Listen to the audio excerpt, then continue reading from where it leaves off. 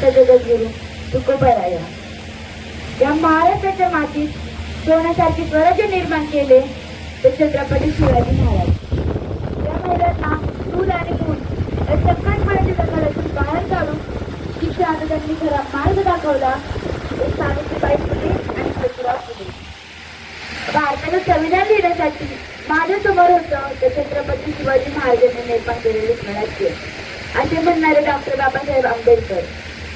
या सर्व महापुरुषांना महामातांना माझे त्रिवार अभिवादन. माझं नाव जानवी राहुल गायकवाड. माझा विषय मी जिजाऊ बोलते. साधवांची कन्या, भोसल्यांची सून, शिवबांची माता, भाग्य कोणते अजून.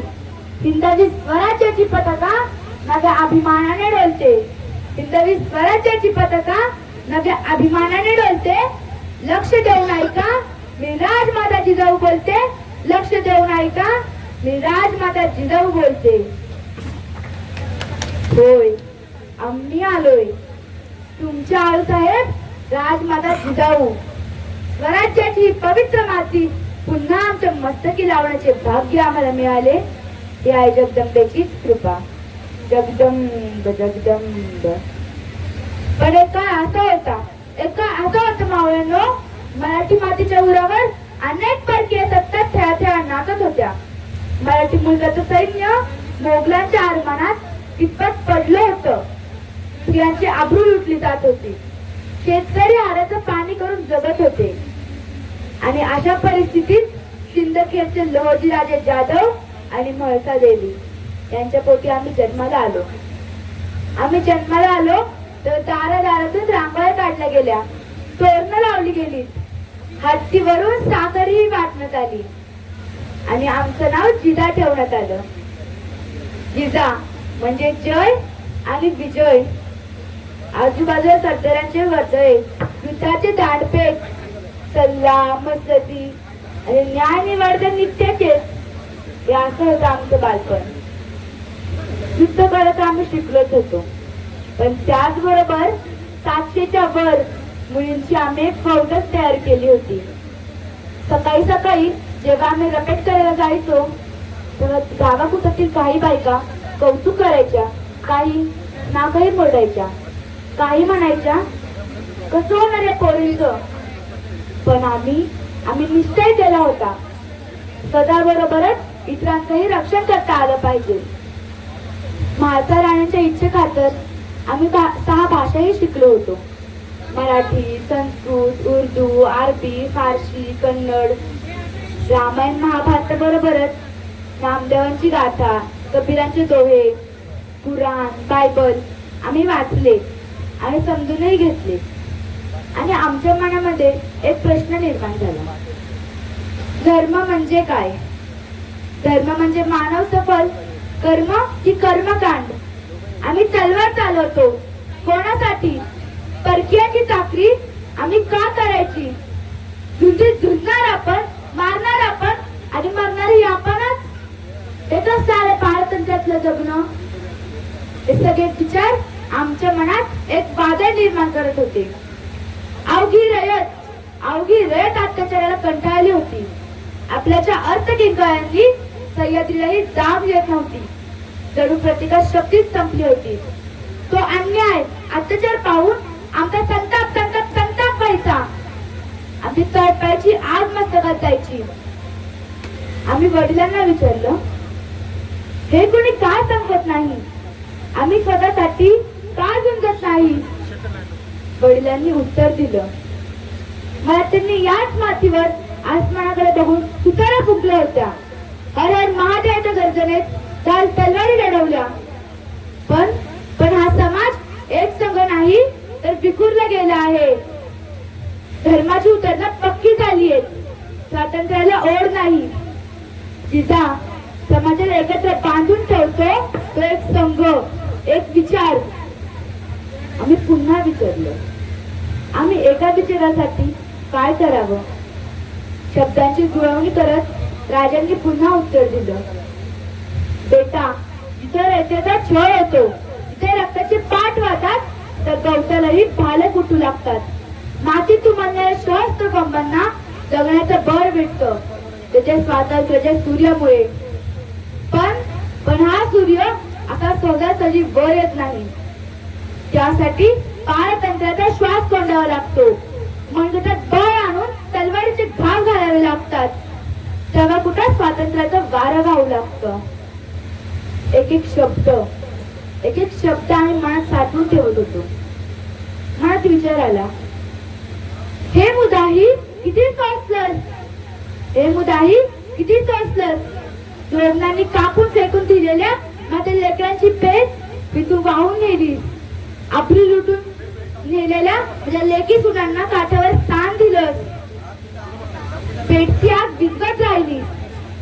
पण आता विझवत बसायचं नाही, आता फक्त पेटायचं. आणि कसं पेटायचं हे मी तुला सांगेन. शहाजीराजांना आमचा हा विश्वास ठाऊक होता. शहाजीराजे आणि आमचा विवाह झाला. आमच्या मनामध्ये स्वातंत्र्याची पहाट होऊ लागली. आमच्या पोटामध्ये अंकुर वाढू लागला. आम्हाला विलक्षण डोळेही लागले होते. आम्हाला मेवा, मिठाई किंवा सुगंधी सरबत हे नको होते. आमचे डोळेच वेगळे होते. आम्हाला तलवार चालवावी, दानपत्ता चालवावा, भाला हाती घेऊन लढाया कराव्या, तसेच डोंगर चढून किल्ले पहावे, सोन्याच्या मंचकांवर बसून दान धर्म करावा आणि याहून विलक्षण म्हणजे बागावर बसून सैर करावी असे आम्हाला वाटू लागले. या अखंड हिंदवी स्वराज्य उभा करण्यासाठी आई भवानी चरणी आम्ही मागणं मागितलं.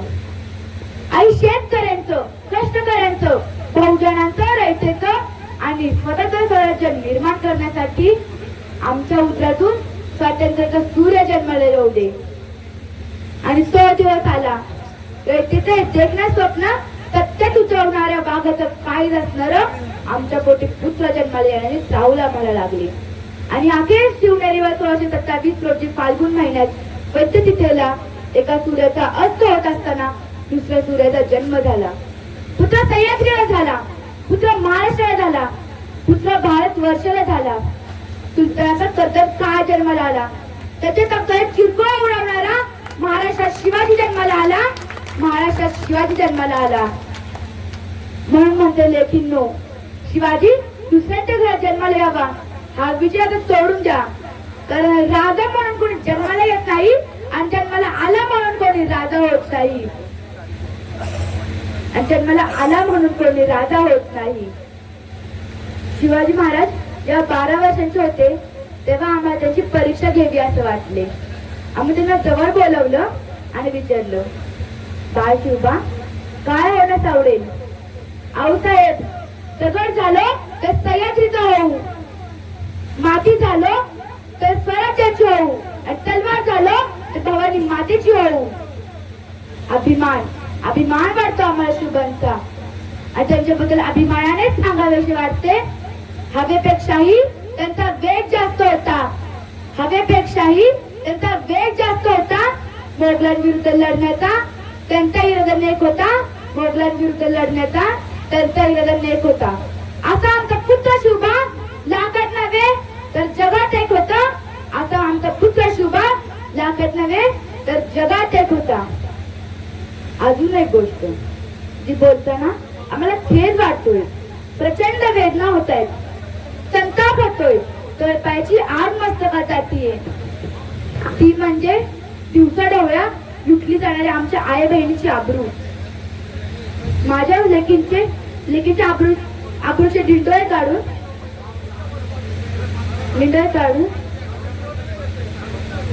दिवसा ढवळ्या लुटली जाणाऱ्या आई बहिणीची आबरू. माझ्या शिवबांनी कधीच महिला आणि पुरुष यामध्ये भेदभाव केला नाही. भाऊ जसा बहिणीशी वागतो, मुलगा आईशी वागतो, तसे माझे शिवबा स्त्रियांशी वागायचे. पण आज या देशात जर 78 मिनिटाला एका स्त्रीवर शारीरिक अत्याचार होतोय तर 59 मिनिटाला एका बलात्काराची प्रकरण घडते, तर 12 मिनिटांनी एका स्त्रीला शारीरिक अत्याचाराला सामोरं जावं लागतंय. हा देश खरंच माझ्या लेकी बाईंसाठी सुरक्षित आहे का? आज या देशात 10 वर्षाची मुलगी सुद्धा सुरक्षित नाहीये.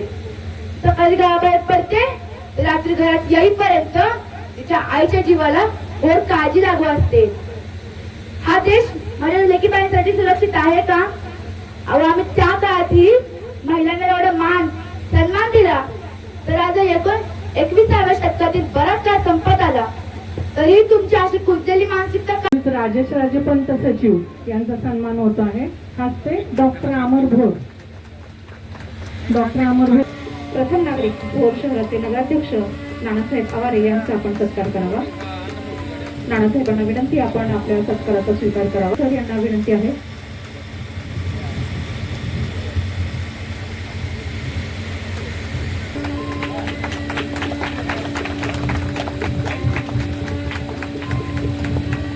यानंतर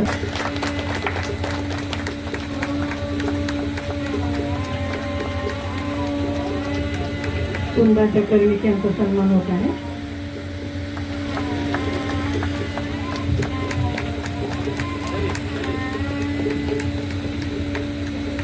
यानंतर चारुलता जाधव.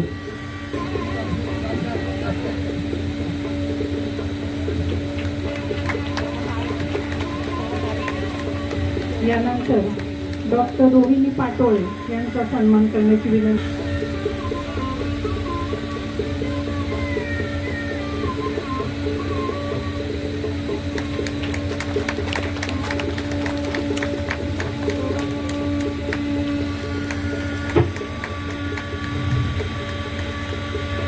यानंतर डॉक्टर राजेश राजे सरांना मी विनंती करते आपण त्यांचा सत्कार करावा.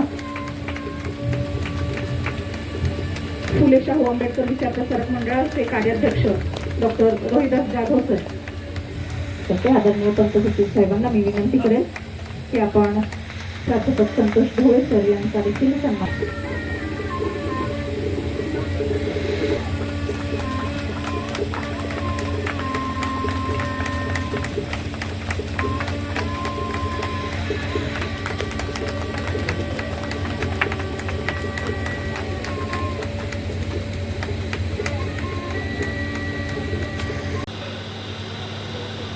आत्यंतिक वेदनेतून संवेदना तयार होऊ शकते.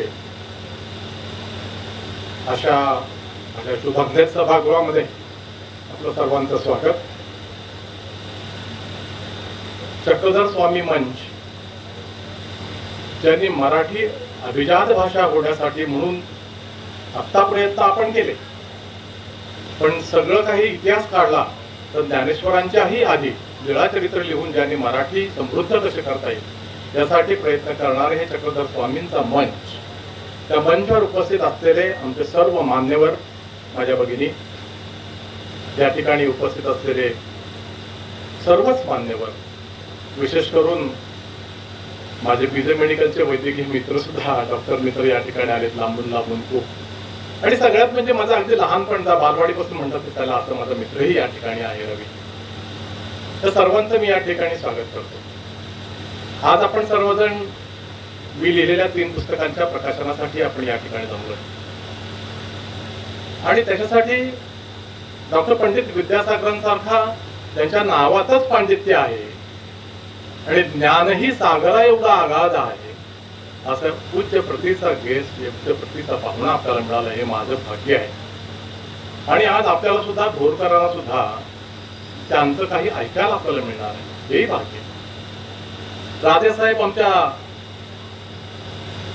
अधिपती तर आहेतच, परंतु ज्या शिक्षण मंडळामध्ये भोर एज्युकेशन सोसायटीमध्ये आम्ही काम पाहतो त्याचे ते अध्यक्ष आहेत, ते सांगायला आम्हाला अभिमानच वाटतो. शहराचे नगराध्यक्ष या ठिकाणी आहेत, माझे सहकारी आहेत, माझ्या 3 ज्येष्ठ भगिनी आहेत. 3 पुस्तकापूर्वी जे पुस्तक प्रकाशित झालं होतं राजर्षी समजून घेताना, ते 1-3 वर्षापूर्वी सावित्रीबाई फुले पुणे विद्यापीठामध्ये त्या अत्यंत देखण्या सभागृहामध्ये ते पार पडलं. त्यावेळेस श्रीपाल सबनीस त्या ठिकाणी सर होते. आज या ठिकाणी आपण सर्वजण आहात. 3 पुस्तकं आहेत. त्याचं पहिलं आहे, एक थोडंसं पुस्तकाबद्दल एक वाक्य फक्त बोलणार आहे मी, जास्त काय बोलणार नाही, कारण नंतर पुस्तक वाचल्यानंतर आपल्याला कळेल. मी पहिल्यांदा सगळ्यात जास्त आभार मानणाऱ्या या तिघांचे, डॉक्टर रोहिदास पाटील, डॉक्टर प्रदीप पाटील आणि संतोष ढवळे, प्राध्यापक संतोष ढवळे. तर तिन्ही पुस्तकांचा सखोल वाचन करून त्याचा उत्कृष्ट परामर्श त्यांच्या प्रस्तावनेमध्ये जरी केला आहे. ते प्रस्तावना वाचल्यानंतरच त्या पुस्तकामध्ये काय आहे हे समजतं. तितकी उत्कृष्ट प्रस्तावना त्यांनी लिहिली आहे. डॉक्टर पाटील म्हणजे लहानपणापासूनचे कॉलेजचे असल्यापासूनचे मित्र नाही, माझे गुरु कधी झाले तेच मला कळलं नाही.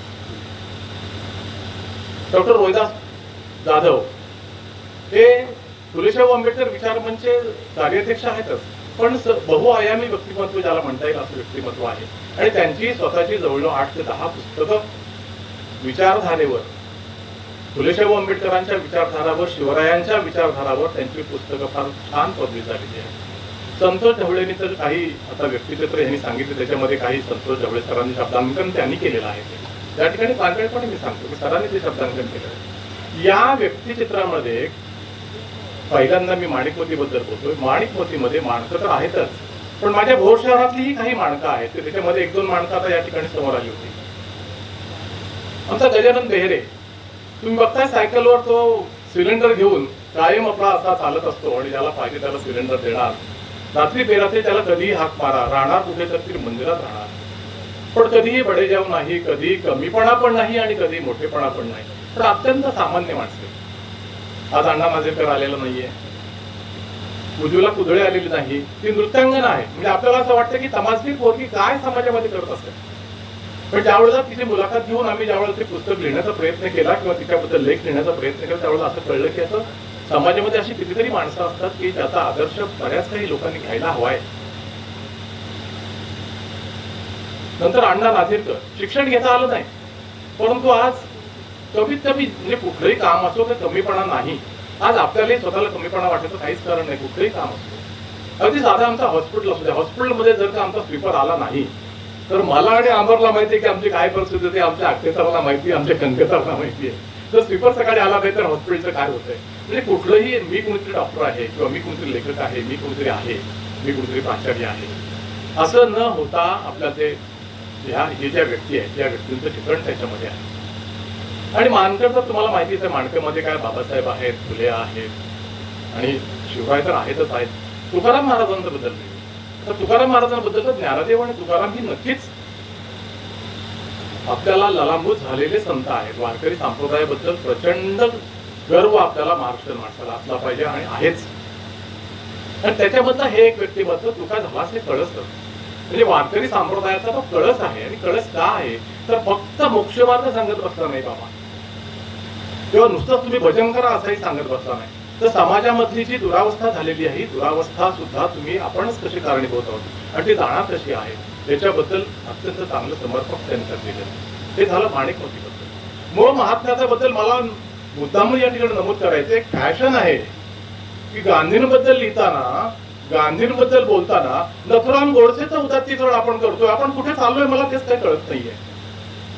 आणि ज्या वेळेला गांधींबद्दल बोलतो त्यावेळेला गांधींनी आपल्याला काय दिलं. 47 साली ज्यावेळेला स्वातंत्र्य मिळाले त्यावेळेला हा एकटा म्हातारा नवखालीमध्ये एक पंचाने काठी घेऊन नवखालीमध्ये हिंदू मुस्लिमांची दंग चालू असताना होता. आणि त्यावेळेला दिल्लीमध्ये त्याला राष्ट्रपती होता आला असतं, त्याला पंतप्रधान होता आला असतं, पण हा एकटा जाऊन त्या ठिकाणी हे आम्ही बघणारच नाही आहोत का, की त्याच्याकडे फक्त एवढंच बघणार आहोत की त्याच्या ज्या काय मनुष्य आहे, थोड्याफार चुका होत असतील, त्याचं व्यक्तिगत आयुष्य आहे म्हणून आपण तेवढंच बघणार आहोत का. नेहरूंच्या बाबतीत तेच आहे, ज्यांनी या देशाला दिशा दिली, आपल्याला दिशा दिली, तो विचार न करता नेहरू फक्त कुठेतरी, आता मला बोलायला या ठिकाणी काही हरकत नाही, लेडी माउंटबॅटन बद्दल बोलायचं किंवा अजून जॅकलिन केनेडी बद्दल बोलायचं याला काय अर्थच नाहीये. त्यांनी आपल्याला जी काही दिशा दिली आहे किंवा त्यांनी जे काय मांडले ते आपल्याला शिकवलेलं आहे त्याचा विचार न करता पंडितजींबद्दल असं काहीतरी बोलायचं की कुठेतरी मी मोठा आहे. ही जी साथ आहे, शाहू महाराजांबद्दल पण तसंच, आता शिवाजी महाराजांबद्दल पण तसंच. शिवाजी कोण होता हे पुस्तक 1988 साली जर का कॉम्रेड पानसरेंनी लिहिलं असेल आणि प्रत्यक्षामध्ये शिवाजी कोण होता. आता राजा शिवाजी जर आमचा आत्ताचा हे आलाय, मला वाटतं देशमुखचा तो आहे पिक्चर आलेला आहे, चित्रपट आलेला आहे, तर तिथं पण राजा राजा का म्हणला तू, अरे तुला का म्हणलं असं म्हणायचं का. म्हणजे ही जी प्रवृत्ती आहे ती प्रवृत्ती येऊ नये म्हणून मी सर महात्म्याचा त्याचं नाव केलं. आणि मग अशा प्रकारे माझी 3 पुस्तकं गुंफत मला वाटतं त्याच्यामध्ये माझी 5 ते 7 वर्ष गेली असतील. हे आज 1-2-3 दिवसात पुस्तकं तयार होत नाहीत.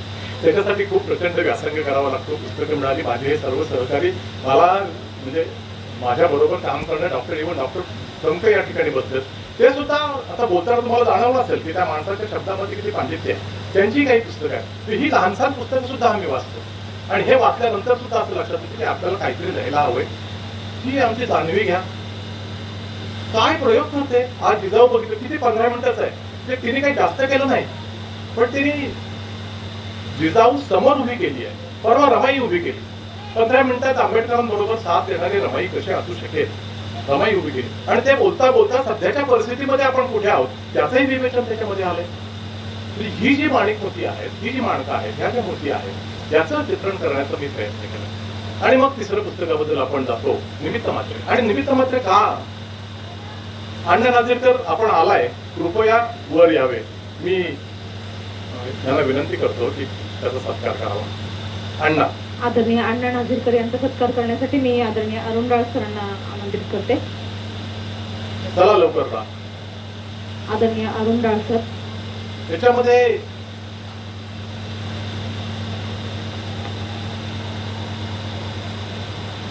निमित्त मात्र मध्ये ज्या ज्या वेळेला आम्हाला काही, ठीक आहे बरेच वर्ष काम करतोय, डॉक्टर आहे, 3-4 संस्थांमध्ये काम करतो म्हणून व्याख्यानाला बोलवतात. आणि मग व्याख्यानाला बोलवल्यानंतर किंवा एखाद्या समारंभाला गेल्यानंतर तो समारंभ यशस्वी कसा व्हावा, त्या ठिकाणी कसं वागावं, काय बोलावं, हे आपण निमित्त मात्रेबद्दल लिहिलेलं आहे. हा जो मगाशी सांगितलं तोच हा आमचा अण्णा. कधी हाक मारा, काय काम करतो, कुठेतरी स्वीकारचं काम करतो, मिळेल ते खांडवळीमध्ये काम करत असतो. आज त्याला समाजामध्ये गेलं तर असं कोणी लक्षात देणार नाही की चाललंय अण्णा, जाऊ दे त्याला, काय त्याच्याकडे काय लक्ष द्यायचं. पण ज्यावेळेला तुम्ही बघता त्याच्याकडे, त्याच्याशी बोलाल 5 मिनिटं, त्यावेळेला कळेल की नाही आयुष्य काय काढलंय, बुवा का सुरडे. लहानपणी आई वडील वारले, आज अत्यंत प्रसिद्धी यश म्हणून काम पाहतात. या व्यक्तींची चित्रणं किंवा निमित्त मात्रमध्ये सुद्धा हा मी प्रयत्न केला. आपण सर्वजण या ठिकाणी आलाय. मी आभार तर मानतच नाहीये, कारण तुमचे माझे ऋणानुबंध निघाले आहेत. त्याच्यामुळे या ऋणातच मी राहू इच्छितो. सर आपण आलाय, राजेसाहेब आपण आलाय, माझ्या भगिनी आल्यात, भावासाठी आल्यात. काय बोलावं त्यांच्याबद्दल. जे तीनही अशा आहेत की त्यांच्या त्यांच्या क्षेत्रामध्ये खूप उच्च आहेत. क्षेत्र कुठली आहेत? घर सांभाळणे. घर सांभाळणे इतकं सोपं वाटतंय का? बिलकुल नाही. एक आमची रोहिणी सोडली की जी वैद्यकीय पेशामध्ये आहे, बाकी शिक्षिका प्रिन्सिपल होती, ती आमची गृहिणी होती. पण माणुसकी काय असते, सुरुवातीलाच मानवाने माणसाशी माणसासमोर वागावे, हे सगळं या बहिणींकडनं मी शिकलोय, लहानपणापासून शिकलोय. आणि ह्या ज्या सगळ्या गोष्टी आहेत त्याच्यासाठी मी त्यांना निमंत्रित केलं. व हे कुठंतरी आपण निराळ्या पद्धतीने करण्यापेक्षा माझ्या बहिणीनं त्या ठिकाणी यावं, त्यांना आपण हे मंच द्यावा, त्यांच्या हस्ते आपण करावं म्हणून त्यांना बोलवलं. मी मान्यवरांना विनंती करतो की त्यांनी माझ्या या पुस्तकाचं अनावरण करावं. धन्यवाद. सर्व मान्य टाकतात क्षणात अशी ती सुंदर 3 पुस्तकं, महात्म्याचा, निमित्त मात्रे आणि माणिक मोती यांचं प्रकाशन सोहळा. बोलत नाही पुस्तकं तरी सांगून जातात सारं, चालत नाही तरी फिरवून आणतात जग सारं. मोठ्या अक्षरांचा हा मोठा खेळ, वाचणारा हरतो आणि जिंकते मात्र वेळ, आणि जिंकते मात्र वेळ.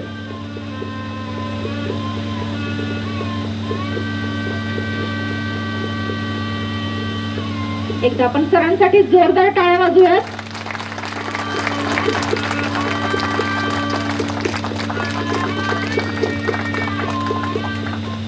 आजच्या प्रकाशन सोहळ्याला उपस्थित असलेल्या डॉक्टर रोहिणी पाटोळे या भोरच्या शिवाजी विद्यालयाच्या विद्यार्थिनी आहेत. तिथे शिकून पुढे त्यांनी BJ मेडिकल कॉलेजमधून MBBS ही पदवी घेतलेली आहे. विशेष म्हणजे या विद्यालयातून शिक्षण घेऊन पुढे डॉक्टर झालेल्या त्या पहिल्याच होईल.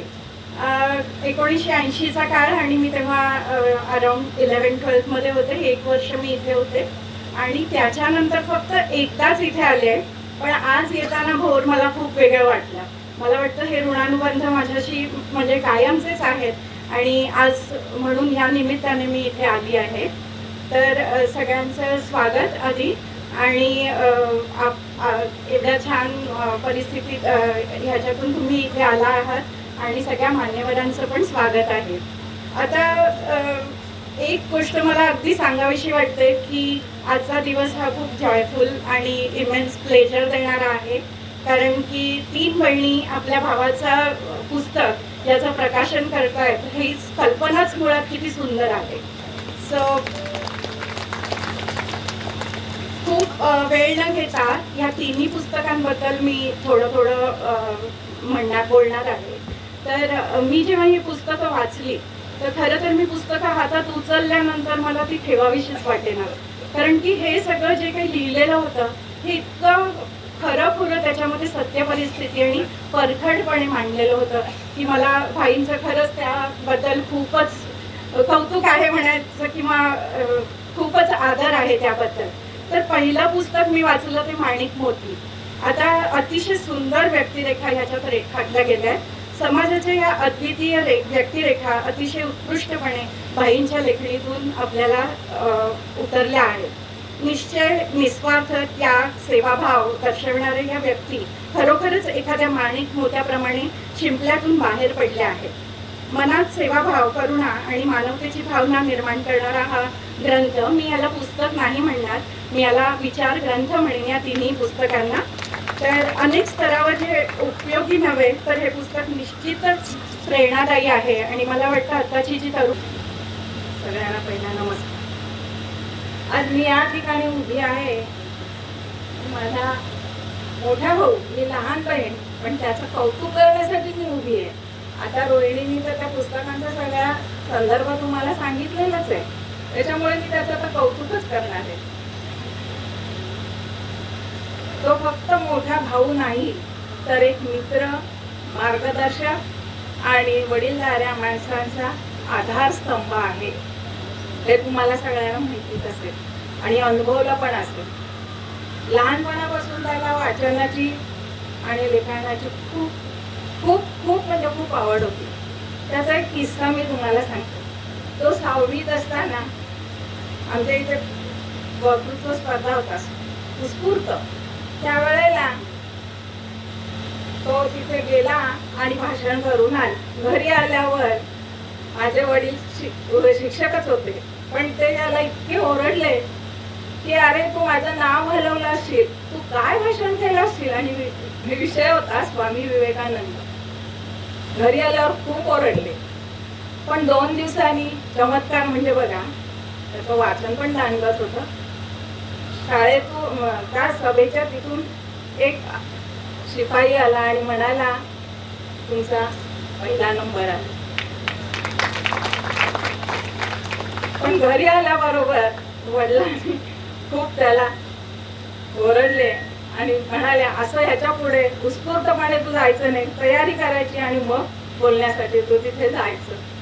पण त्याने ती जिद्द बाळगली आणि म्हणून तो आजपर्यंत इथे आला आणि हे करू शकतोय सगळं. एवढे पारितोषिक मिळवलं. सर्वांना नमस्कार. एक रम्य सकाळ आपण भोरमध्ये अनुभवत आहोत. महाराष्ट्राच्या मराठी साहित्यामधला एक आगळा वेगळा असा कार्यक्रम या भोरच्या मातीमध्ये घडत असताना या कार्यक्रमासाठी उपस्थित असलेले सन्माननीय माजी कुलगुरू आदरणीय डॉक्टर पंडित विद्यासागर, सन्माननीय श्रीमंत राजेश पंत सचिव अधिपती भोर संस्थान आणि डॉक्टर सुरेश गोरेगावकर आणि गोरेगावकर सरांच्या तिन्ही भगिनी, सन्माननीय नाना आवारे आणि डॉक्टर कंकसर, त्याचबरोबर या सभागृहामध्ये अनेक मान्यवर उपस्थित आहेत. त्यांचा नामोल्लेख हा कालापवेळ होईल. आपणा सर्वांना मी नम्रतापूर्वक नमस्कार करतो. खरं तर साहित्य आणि समाज यांचं जे नातं आहे ते नातं अनन्यसाधारण स्वरूपाचं आहे आणि त्याच्या संबंधानं गेल्या अनेक वर्षांपासून डॉक्टर सुरेश गोरेगावकर हे लिहित आहेत, बोलत आहेत.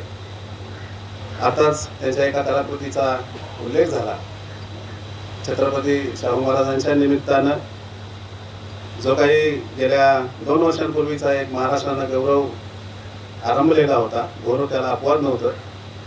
आणि त्याच्या माध्यमातून सरांच्या डोक्यामध्ये कल्पना आली की या छत्रपती शाहू महाराजांच्या निमित्तानं आपण एखादी कलाकृती वाचनीय आणि तितकीच चिंतनीय स्वरूपाची कलाकृती निर्माण करूया.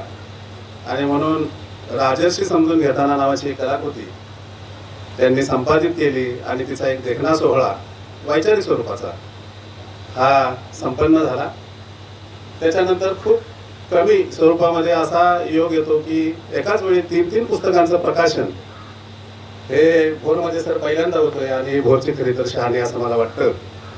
कारण ज्या वेगवेगळ्या क्षेत्रामध्ये आपण काम करत आहोत त्याच्यामध्ये साहित्याचं क्षेत्र सुद्धा आपल्याला अलक्षित नाही हे या घटनेनं खऱ्या अर्थानं अधोरेखित केलेलं आहे. आणि त्याच्यासाठी या क्षेत्रामधला एक पंडित माणूस पंडित विद्यासागर सरांच्या हस्ते या 3 पुस्तकांचं प्रकाशन होतंय. ही खरी तर अतिशय आपल्या सर्वांना सन्मान देणारी अशा स्वरूपाची घटना आहे आणि ही घटना आपण तितक्याच आनंदाने या ठिकाणी साजरी करत आहोत. खरं तर फुले शाहू आंबेडकर विचार Prasarak Mandal, Bhor health and social foundation आणि भोर एज्युकेशन सोसायटी या 3 संस्थांच्या विद्यमानं हा कार्यक्रम संपन्न केला जातोय. आणि हा कार्यक्रम संपन्न होत असताना आता अर्थातच या 3ही संस्थांची विचारधारा ही बऱ्यापैकी आपल्या भोर तालुक्याला सर्वांना माहीत आहे. अशा सगळ्या संस्था एकत्र आल्यानंतर काय करू शकतात याचा हा एक वस्तुपाठ आहे. आणि त्यामुळं डॉक्टर गोरेगावकर सरांचे आपण सर्वांनी खरं तर अभिनंदन केलं पाहिजे. कारण एकाच वेळी 3 पुस्तकं जे अलक्षित स्वरूपातले या मातीतले पैलू आहेत ते पैलू या निमित्तानं त्यांनी या पुस्तक रूपानं प्रकाशित आणलेले आहेत. आणि त्यामुळे डॉक्टर सुरेश गोरेगावकर सरांचं सगळ्यात पहिल्यांदा मनपूर्वक अभिनंदन. खरं तर पुस्तकांच्या निमित्तानं डॉक्टर गोरेगावकर सर बोललेले आहेत आणि 3 बहिणींनी सांगितलं की या पुस्तकाचं वेगळेपण काय, या 3 ग्रंथांचं वेगळेपण काय. त्याच्या संदर्भात मी फारशी भूमिका मांडत नाही कारण या निमित्तानं आपल्या सगळ्यांच्या समोर ही पुस्तकं येणार आहेत. त्याच्याबद्दलची जी उत्सुकता आहे आपल्या सर्वांच्या मनामध्ये ती पुस्तकं घेऊन आपण वाचणार आहोत. पण या निमित्तानं डॉक्टर सुरेश गोरेगावकर यांच्या ज्या साहित्य क्षेत्राबद्दलच्या आकलनाच्या ज्या कक्षा आहेत त्या कक्षा आपण म्हणजे वैद्यकीय क्षेत्रामध्ये काम करत असताना सुद्धा माणूस काय करू शकतो. तसं आहे साहित्य हे काय मनोरंजनाचं साधन नसतं. कवी केशवसुतांनी एके ठिकाणी म्हटलंय की पद्यपंक्तीची तरफा मुच्या कधी विधीने दिली असे टेकुनी ती जनता शीर्षावर जग गुंथुनी देऊ कसे. जग गुंतवण्याचं सामर्थ्य हे त्या लेखणीमध्ये असतं. निश्चितच डॉक्टर गोरेगावकर सरांच्या पुस्तकाच्या रूपानं मला अनुभवता आलं. महात्म्याचा हे पुस्तक माझ्याकडे योगायोगानं प्रस्तावनेसाठी आलं. डॉक्टर पाटील आणि सन्माननीय संतोष ढवळे सर यांनी बाकीच्या 2 पुस्तकांना प्रस्तावना लिहिली. पण आता सरांनी सांगितलं की महात्म्याचा या वर्णाला डॉक्टर सुरेश गोरेगावकरांनी आपण म्हणजे वर्णामध्ये शिकलो वर्णमालेमध्ये मक्याचा नाही का. डॉक्टरांनी या ला महात्म्याचा असा एक नवा वर्ण त्याची नवी आयडेंटिटी ही या वर्णमालिकेमध्ये मिळवून दिली. आणि त्यामुळे डॉक्टर गोरेगावकरांचं एक या निमित्तानं मला खूप अभिनंदन करावं वाटतं. कारण आपण आता महात्मेपण विसरत चाललेलो आहोत. महात्मेपण ज्यांनी मिळवलं गौरवानं मिळवलं अशा लोकांना विसरण्याची भूमिका समाज आता ठेवतोय की काय अशी भीती असताना डॉक्टर गोरेगावकर सरांचं महात्म्याचं हे पुस्तक येतंय हा आपल्या सर्वांच्याच गौरवाचा भाग आहे. मला आनंद वाटतो की या महात्म्याचा हा जो ग्रंथ आहे तो ग्रंथ सरांनी लिहिल्यानंतर डॉक्टर प्रकाश पवार यांच्याकडे आम्ही गेल्यानंतर प्रकाश पवारांनी जी एक भूमिका मांडली त्या भूमिका आपल्यासमोर सांगताना मला त्या पुस्तकाचं मूल्य अधोरेखित करताना आनंद वाटेल. त्यांनी लिहिलं की महात्म्याचा हा डॉक्टर सुरेश गोरेगावकर यांचा ग्रंथ म्हणजे मानवी हक्कांसाठी केलेला संघर्ष आणि विद्रोहाचा एक ऐतिहासिक आढावा आहे. मागील 600 वर्षाच्या महामानवांनी विषमतेविरुद्ध आणि मानवी सन्मानासाठी संघर्ष केला त्याची एक ऐतिहासिक नोंद या ग्रंथामध्ये सरांनी घेतली. गुरु रविदास ते आंबेडकरी चळवळीतील नातेसंबंध उलगडताना इथल्या चातुर्वर्ण्य आणि फॅसिस्ट विचारसरणीचा डॉक्टर गोरेगावकर यांनी या पुस्तकामध्ये वेध घेतलाच.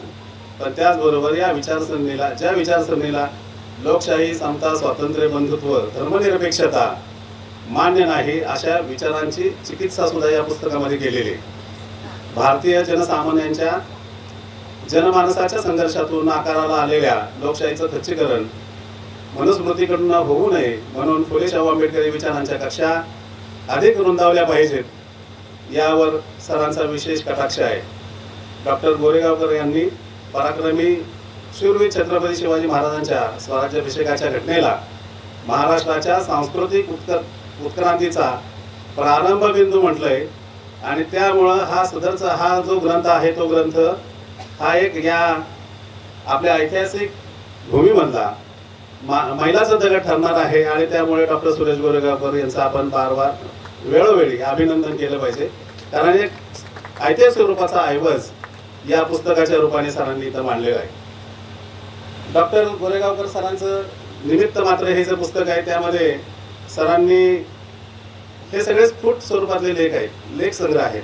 पण ते केवळ लेख संग्रह नाहीत तर किंवा तो अनुभव कथनाचा सुद्धा संच नाही तर तो समकालीन सामाजिक वास्तवाचं भान देणारा एक चिकित्सक स्वरूपाचा विचार ग्रंथ आहे. फुले शाहू आंबेडकरवादी परंपरेच्या वैचारिक अधिष्ठानावरती उभं राहून सरांनी समाजातल्या अंधश्रद्धा, गोवाबाजी आणि विवेकहीन प्रवृत्तीचं नेमकं परखड विश्लेषण या ग्रंथातून केलेलं आहे. यातल्या लेखांमध्ये केवळ प्रतिपादन नाही तर त्यामागे असलेली अनुभवसिद्धता आणि चिंतनशीलता ही वाचकाला निश्चितच अंतर्मुख करते. नव्या दिशा आणि नव्या वाटा किंवा भ्रम यासारखे लेख किंवा या लेखांमधून सामाजिक अधपतनाच्या प्रक्रियेचा सूक्ष्मवेध घेताना ते विवेकनिष्ठतेची अपरिहार्यता अधोरेखित करतात. दुसरीकडे वक्तृत्व आणि कार्यक्रमाचे यश या लेखांमधून कौशल्य विकासाचं भान देत तर व्यवहार ज्ञान आणि वैचारिकता यांचा एक व्यासपीठावर उपस्थित आजच्या कार्यक्रमाचे अध्यक्ष श्रीमंत राजेश राजे पंत सचिव, या भोरचे प्रथम नागरिक नगराध्यक्ष यावारे, आजची उत्सव मूर्ती डॉक्टर गोरेगावकर आणि त्यांच्या तिघी बहिणी, सर्व सन्माननीय अतिथी, बंधू आणि भगिनी, आजचा हा जो समारंभ आहे हा अनेक दृष्टीने वैशिष्ट्यपूर्ण आहे असं मला वाटतं.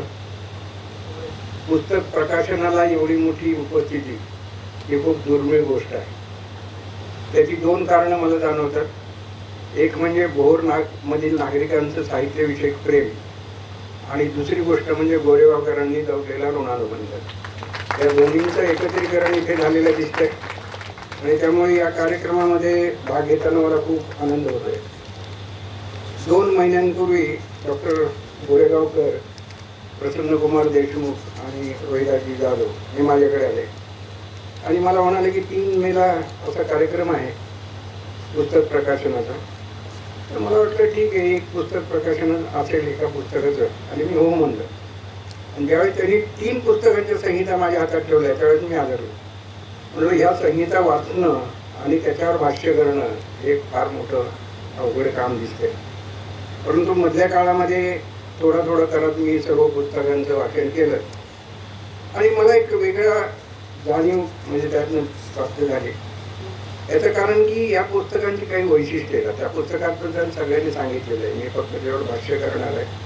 मला जी वैशिष्ट्य दिसली तर याच्यामध्ये विचार प्रबोधन आहे, तो मूळ गाभा आहे. आणि डॉक्टर गोरेगावकरांनी जन्मभर आयुष्यभर ही मूल्य जपली, त्या मूल्यांचा विचार केला, पुरस्कार केला, ती आचरणात आणली.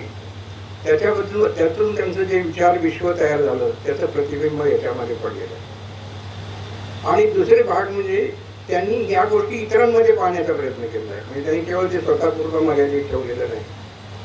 आणि याच्यामध्ये एक खूप मोठा विचार आहे.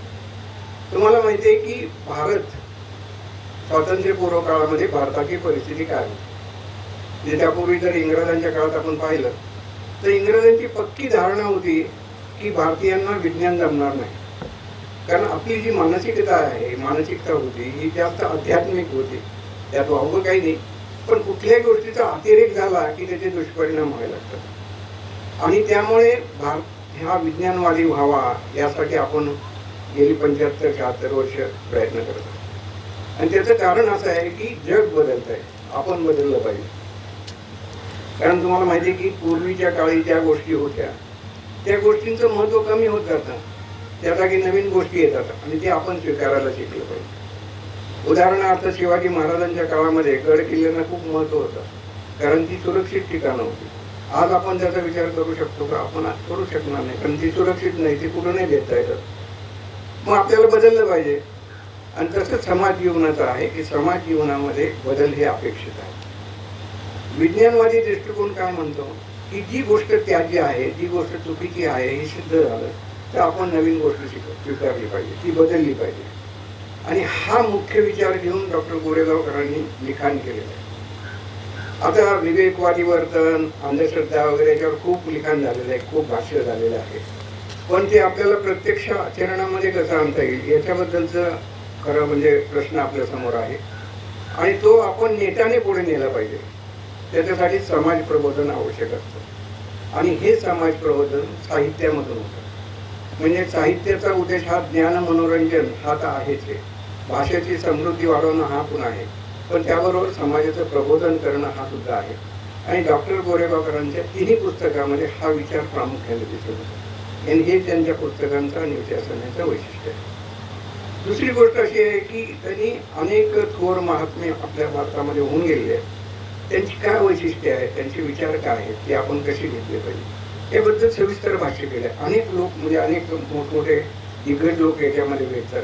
डॉक्टर बाबासाहेब आंबेडकर आपल्याला भेटतात. त्यांच्या अनेकविध पैलूविषयी डॉक्टरांनी खूप छान लिहिलेलं आहे. त्यांचे विचार काय होते आणि आपण ते कसे अवलंबायला पाहिजे याबद्दलही त्यांनी भाष्य केलं आहे. संत तुकारामांचा उल्लेख झालेला होता, तो पण आहे. म्हणजे असे अनेक दिग्गज आपल्याला याच्यामध्ये भेटतात. ज्यांना एक बिरसा मुंडा भेटतो, बसवेश्वर भेटतात, असे अनेक भेटतात.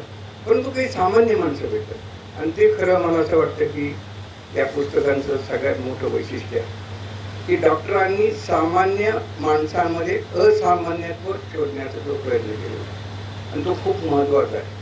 कारण समाज हा एक एक घटकांचा बनलेला असतो आणि प्रत्येकाचं योगदान त्या त्या स्तरावर महत्त्वाचं असतं.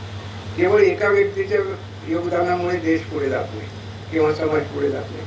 त्याच्यासाठी सगळ्यांचं योगदान आवश्यक असतं आणि त्याचं दखल घेणं आणि ते समाजापुढे आणणं हे फार महत्त्वाचं आहे. आणि डॉक्टरांनी ते इतक्या व्यवस्थितपणे केलेलं आहे की त्याबद्दल त्यांचं खास अभिनंदन करावं असं मला असं वाटतं. आता याच्यामध्ये अनेक व्यक्ती आता आपण समोर बोलवले होते की परोपकारी का जाणं किंवा शिक्षकांविषयी खूप चांगलं लिहिलं. मला ते खूप आवडलं की या पुस्तकांमधून डॉक्टर गोरेगावकरांचं व्यक्तिमत्व तुम्हाला कळतं. हा एक दुसरा पैलू त्याच्यामध्ये आहे.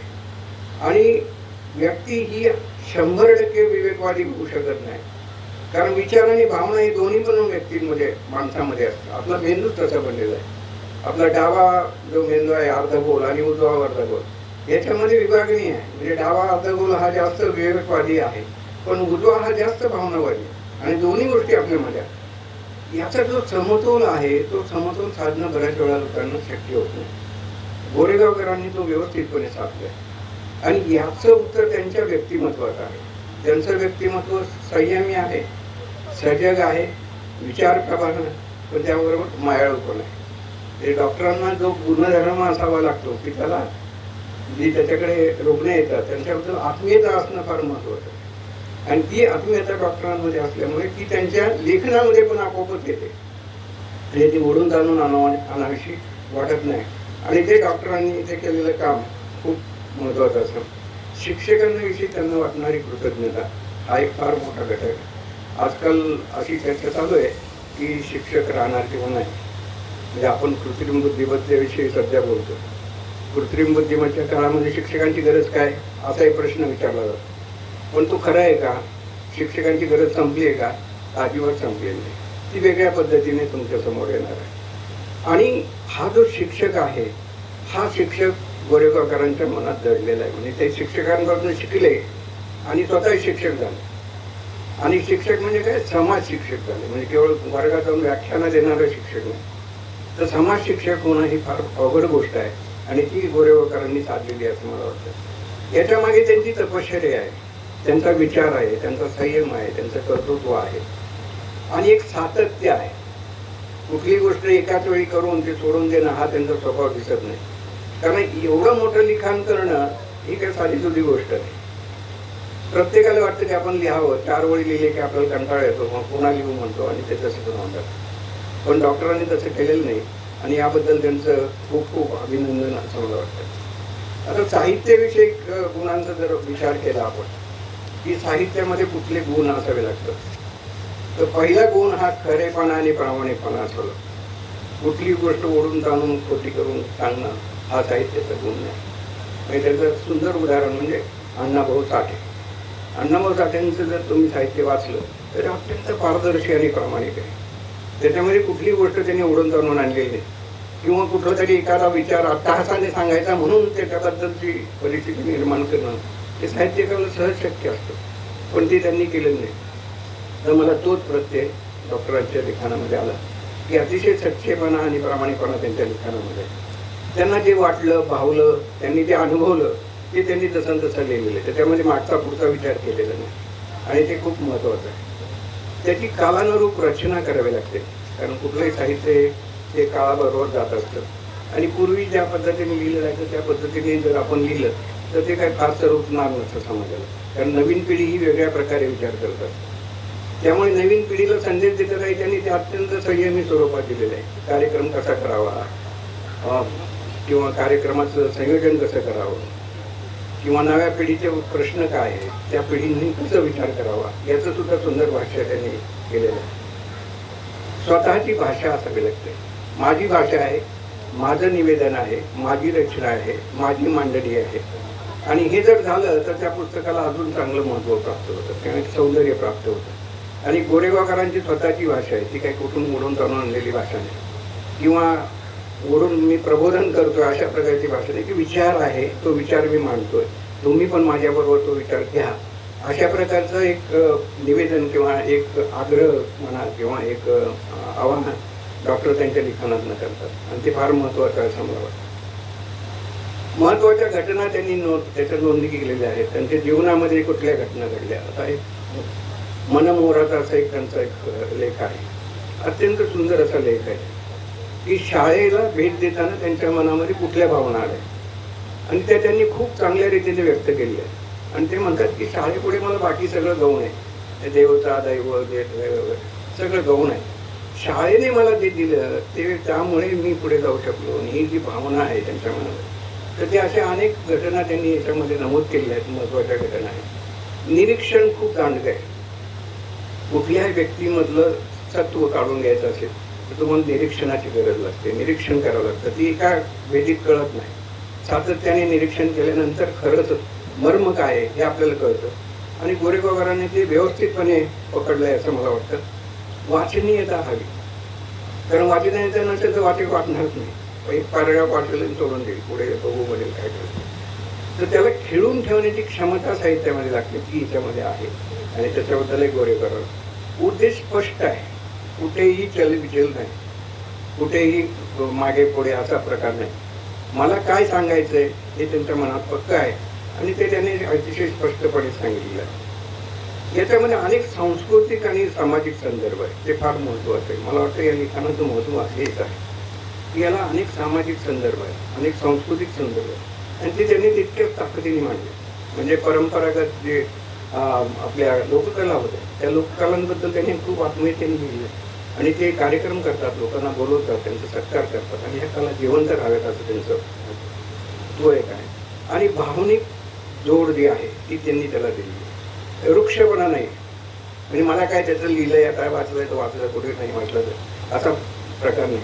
तर एक भावनिक संबंध त्यातनं निर्माण कसे होतील याचा त्यांनी विचार केलेला आहे आणि हे सगळं करताना त्यांनी सातत्यता राखलेली आहे आणि ती फार अवघड गोष्ट आहे असं मला वाटतं. तर या सर्वांचा जर विचार केला तर मला असं वाटतं की 2-3 अनुमानं मी याच्यावरून काढेन आणि माझं वाचन सांगतोय की समाज हा सुजाण होण्यासाठी विचारांची आवश्यकता असते आणि तो विचार गोरेगावकरांनी अत्यंत प्रभावीपणे दिलेला आहे. विचार देताना केवळ विचार महत्त्वाचा नसतो, तर त्यामागे तो विचार देणाऱ्या व्यक्तीचं आचरण महत्त्वाचं असतं. त्यामुळे त्याच्यावर, त्या विचारावर लोक विश्वास ठेवतात आणि गोरेगावकरांचं व्यक्तिमत्व तसं आहे की त्यांनी ती आयुष्यभर जी कमाई केली आहे तर त्या कमाईतून तो विचार तो लोकांपर्यंत नेतात. मला असं वाटतं की तो निश्चितपणे लोकांपर्यंत जाईल. सामान्यातील असामान्यचा मुद्दा मी मांडला होता, तोही चांगला आहे. आणि नवा भारत कसा असेल, शेवटी त्याचा उद्देश काय की आपल्याला पुढे जायचं आहे, आपल्या देशाला प्रगती करायची, पण ती कुठल्या दिशेने करायची, आपण कुठल्या दिशेने चाललो आहे याची स्पष्टता समाजामध्ये असणं आवश्यक आहे. कारण एकाच वेळी समाजामध्ये अनेक विचार असतात आणि त्यांची एकमेकांची ते पण द्वंद्व पण चालू असतात. यातनं आपण कशाची निवड करायची हा फार महत्त्वाचा प्रश्न आहे. आणि त्याच्यासाठी समाजाला सुजल आणि शहाणा करणं भाग आहे. आणि मला असं वाटतं की ते काम ही पुस्तकं निश्चितपणे करतील याच्याबद्दल मला खात्री आहे. आणि एकूणच त्यांची जी तिन्ही पुस्तकं आहेत ते त्यांचं व्यक्तिमत्व प्रतिबिंबित करणार आहे. आणि ही एक खूप मोठी देणगी आहे. मी त्यांचं कौतुक करेनच, पण भोरच्या नागरिकांचंही कौतुक करेन की तुम्ही अशा कार्यांना प्रोत्साहन देत आहे, अशा व्यक्तीच्या पाठीमागे तुम्ही उभे राहत आहे. आणि हा जो एक संदेश आहे तो मला असं वाटतं की तो केवळ भोरपुरता मर्यादित नाही, तर सर्व समाजासाठी हा उपयुक्त ठरणार आहे. तुम्हाला इथे बोलवलं आणि आपल्याशी बोलण्याची संधी दिली त्याबद्दल मी सर्व लोकांचे आभार मानतो. दंश भोर संस्थानचे अधिपती, भोर एज्युकेशन सोसायटीचे अध्यक्ष श्रीयुत राजेश राजे पंत सचिव यांना तर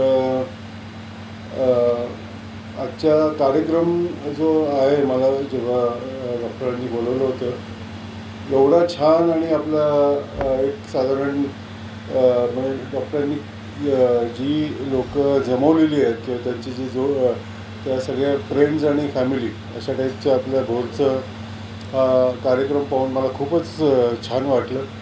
सुरुवात इतकी छान झाली जिजाऊ माता मी खूपच सुंदर कार्यक्रम केलं. तिला मी काहीतरी बक्षीस देणार आहे नंतर. तर पुस्तकाचं एवढं माहिती झाल्यावरती मग तुमच्या इतका मीच पण उत्सुक आहे पुस्तकं वाचण्यासाठी. तर मी फक्त 1-2 मिनटं डॉक्टरांच्या बाबतीत बोलेन की माझा त्यांच्याशी ओळख खूप वर्षाची होती, पण गेल्या 5 वर्षात आम्ही जेव्हा भोर एज्युकेशन सोसायटीचे काम एकत्र करायला लागलो तर तेव्हापासून त्यांची माझी चांगली काय परिचय म्हणता येईल, चांगली ओळख झाली. आणि मी गाडीमध्ये विचार करत होतो की मल्टीफॅसेटेड पर्सनॅलिटी याला मराठीत काय शब्द असेल, तर मला काही सुचला नाही. पण मगाशी त्यांनी अष्टपैलू असा शब्द वापरला, तर त्यांची पर्सनॅलिटी तशी आहे. कारण ते म्हणजे त्यांची वैद्यकीय जे काम करतात ते तर अगदीच कौतुकास्पद आहे. पण आमच्या भोर एज्युकेशन सोसायटीचं ज्या काय म्हणता येईल की एन्थुझियाझम किंवा ज्या एनर्जीनी ते आणि त्यांचे सगळं आमचे सहकारी जे काम करत आहेत आणि त्याच्यामध्ये त्यांची जी एक प्रकारचा म्हणजे काय आम्ही आता चॅलेंजेस खूप फेस करतो आहे. आपण ऐकलेलं असतं की मराठी माणूस दुसऱ्या मराठी माणसाला वरती जाऊन देत नाही. तर हे मी फक्त ऐकायचं, मला कधी ते पटायचं नाही. ते आता अनफॉर्च्युनेटली आम्हाला अनुभवायला मिळते. तर अशाही सगळ्या चॅलेंजेसमध्ये ते हे बाकीचं साहित्याचं हे कार्य करतात. म्हणजे त्यांना कुठून वेळ मिळतो, 24 तास पूर्णपणे कसे वापरायचे हे त्यांच्याकडनं शिकलं पाहिजे. आणि खूप छान कार्यक्रम झाला. पुस्तक वाचायला खूप उत्सुक आहे. आणि डॉक्टरांच्या संबंध मित्रपरिवार पाहून आणि भोरच्या साधारण जनतेबरोबर जास्त कॉन्टॅक्ट मला एक 5 वर्षात आला. आणि खूप म्हणजे आपण साहित्य आपल्या बाकीच्या सामाजिक कार्यामध्ये एवढे इन्वॉल्व आहेत हे बघून खूप मला आनंद वाटतो. आणि एवढंच बोलून मी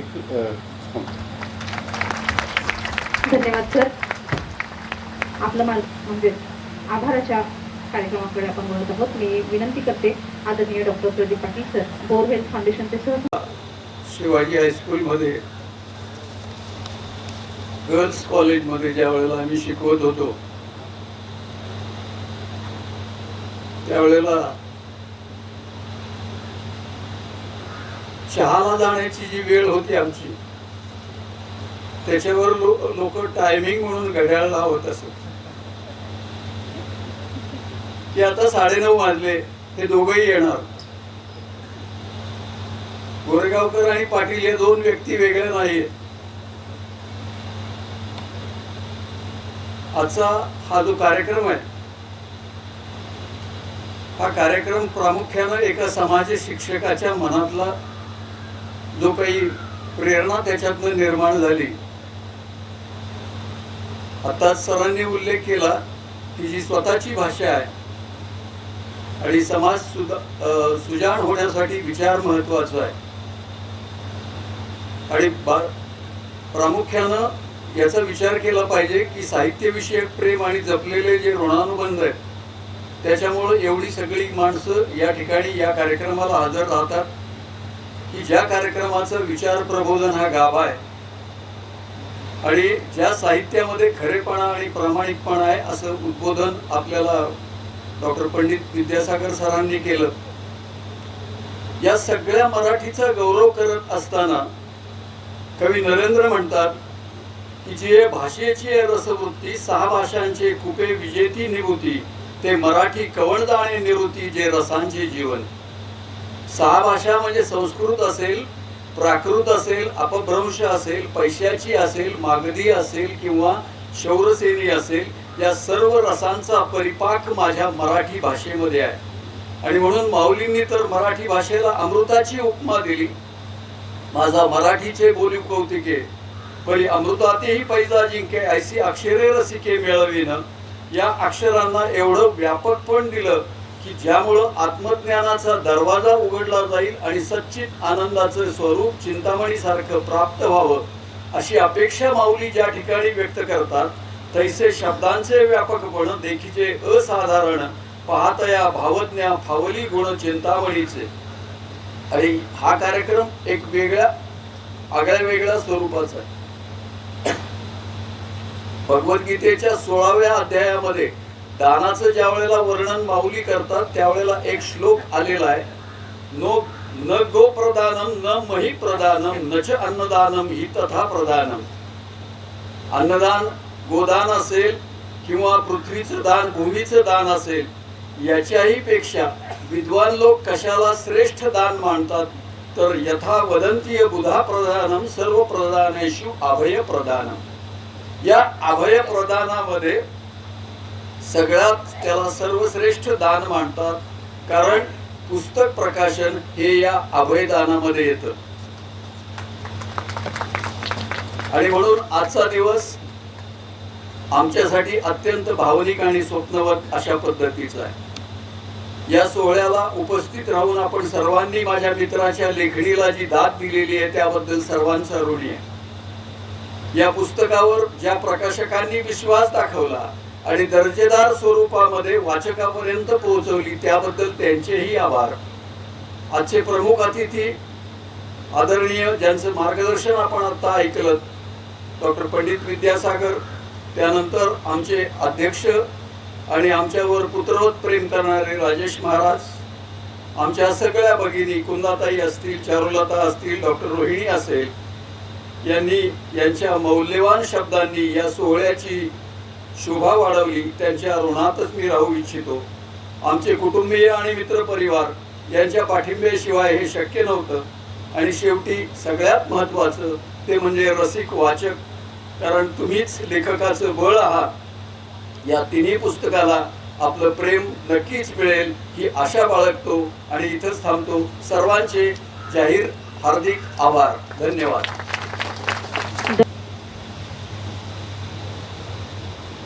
फक्त एकच मिनिट आम्ही घेणार आहे. समस्त गोरेगावकर कुटुंब, खांडपेकर कुटुंब, पाटोळे कुटुंब, जाधव कुटुंब आणि कर्णिक कुटुंब या सगळ्यांकडून आम्ही भाईंचा एक सत्कार करतो आहे. जस्ट एक छोटीशी भेट. सो एकच मिनिट द्या मला.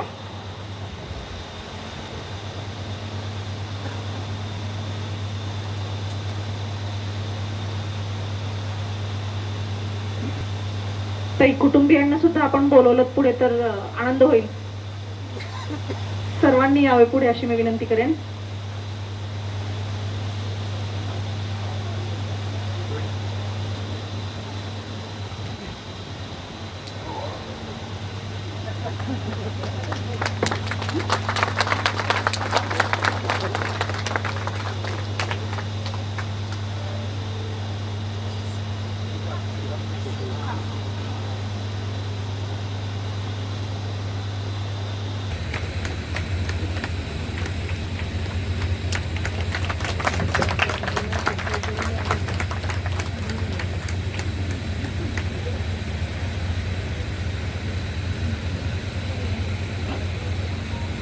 सर्वांना धन्यवाद.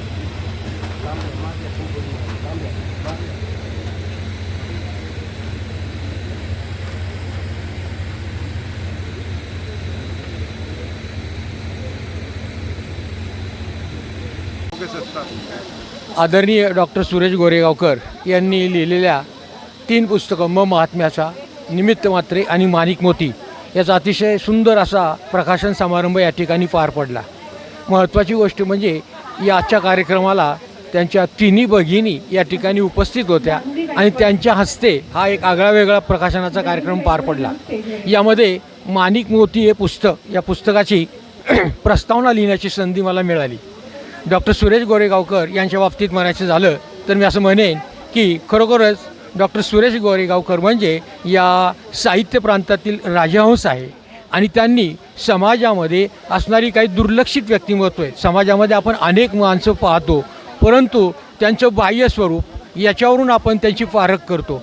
परंतु डॉक्टरांनी अशा लोकांना त्यांच्या अंतर्मनामध्ये प्रवेश करून त्यांचं अंतरंग जाणून ते खऱ्या अर्थाने कशी मोठी माणसं आहेत हे या पुस्तकातून, या व्यक्तिचित्रणातून दाखवून देण्याचं काम केलेलं आहे. अतिशय सुंदर अशी ही पुस्तकं आहेत आणि नक्कीच रसिक वाचकांना त्यांच्या पसंतीस ही पुस्तकं उतरतील.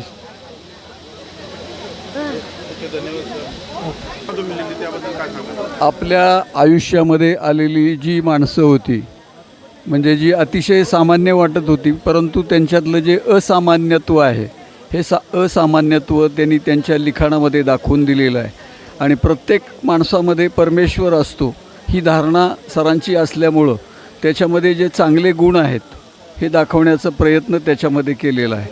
प्रामुख्यानं एक तुकाराम महाराजांचा अभंग आठवतो, जी तुझी पाऊले सुकुमार तेथ मन माझे भ्रमर. या भ्रमराच्या वृत्तीनं सरांनी त्यांच्यातले चांगले गुण टिपायचा प्रयत्न केलेला आहे आणि त्याच्यामधनं हे लिखाण प्रसिद्ध झालेलं आहे. धन्यवाद.